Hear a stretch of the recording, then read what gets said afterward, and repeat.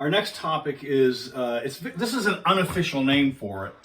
This is what I call sometimes infinity arithmetic. It's what happens to arithmetic when you work with the notion of infinity. Now, unofficially, this is extremely unofficial. And this is, if you show this to an official, by golly, professor, this is not technically accurate. So the disclaimer beforehand is that this is not strictly speaking accurate. This is a way to think of what's happening.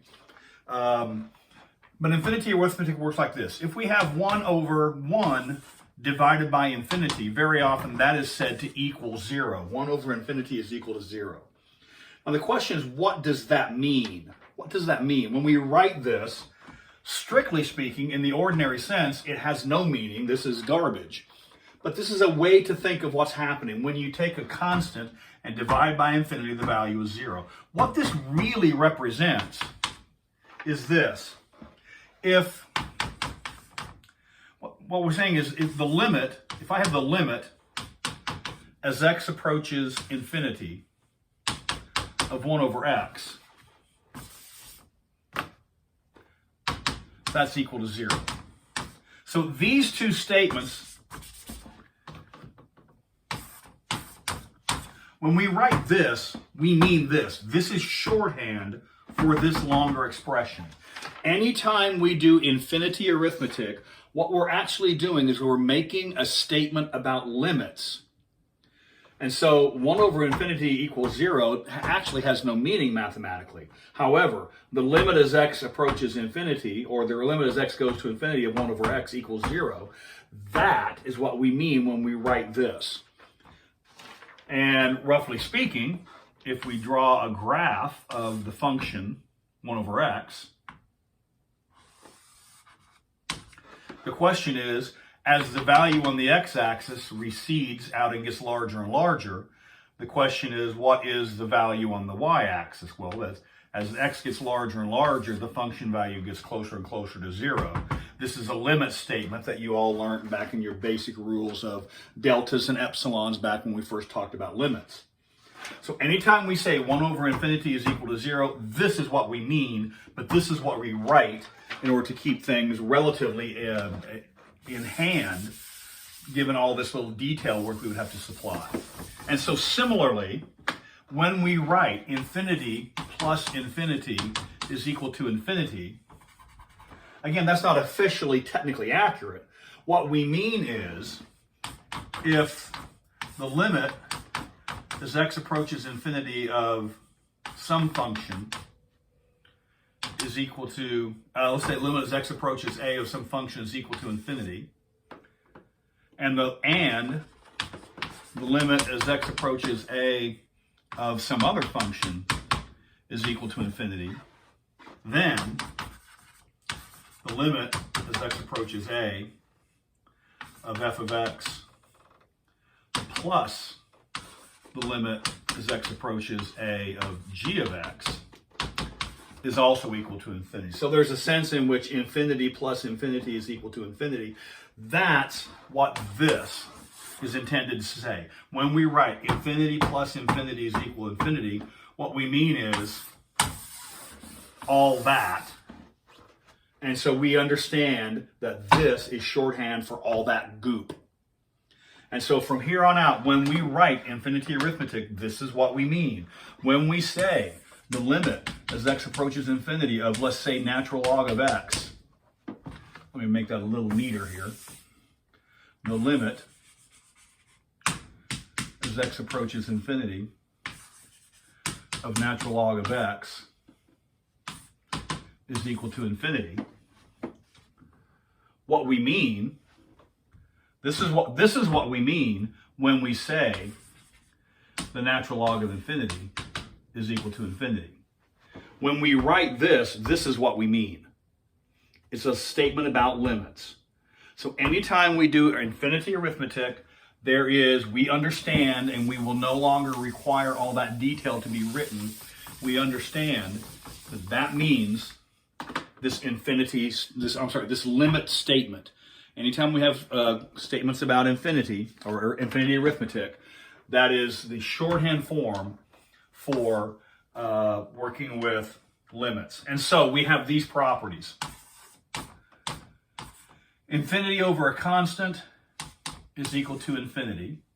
This is if k is bigger than 0. Infinity over k is equal to negative infinity.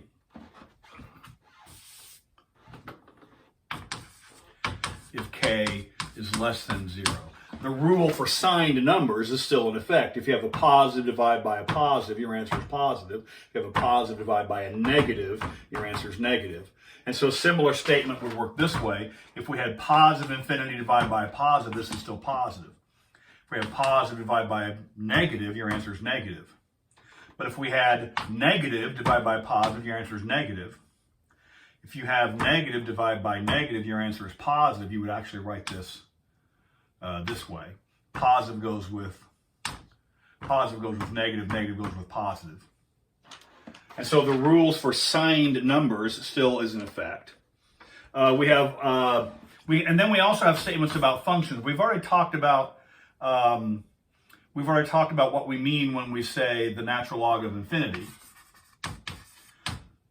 All right, natural log of infinity is infinity. Again, that's a limit statement. This corresponds to the graph of the natural log function. In fact, this is what we mean when we make that little arrow. As the values on the x-axis get larger and larger and larger, the function values get larger and larger and larger.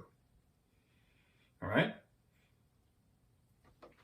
And so a similar thing happens if we have e raised to the infinity power.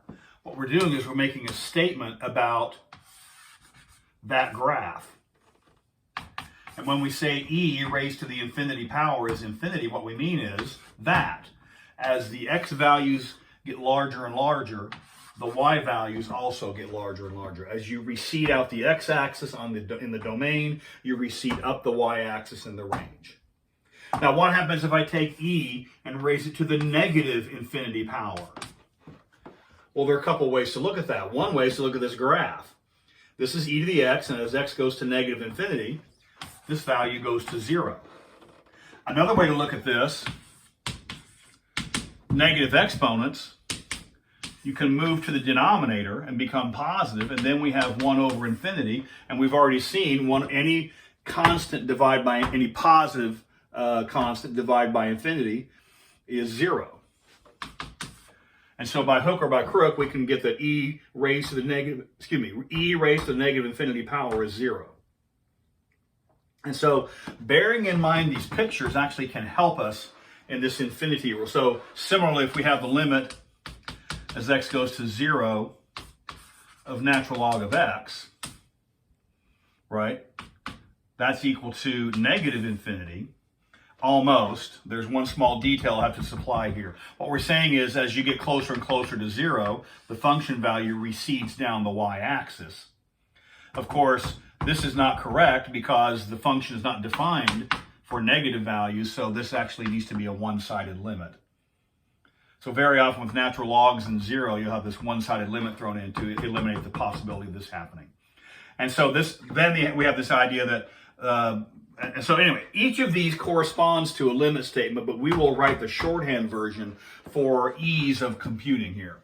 And so similarly, we have things like infinity squared is equal to infinity. Infinity to the 4th power is equal to infinity. Infinity to the negative 2. All right, what does that mean? That means 1 over infinity squared, which is 1 over infinity, which is 0. Again, each of these has a limit statement associated with it. So I'm going to stop saying that pretty much. From here on out, we're going to be just using the infinity arithmetic for ease of notation more than anything else. And so infinity to the negative 2 is equal to 0. Right? So that's our sort of our review, our brush through remembrance of infinity arithmetic, because that's going to come into play with some of the work we'll be doing here pretty soon.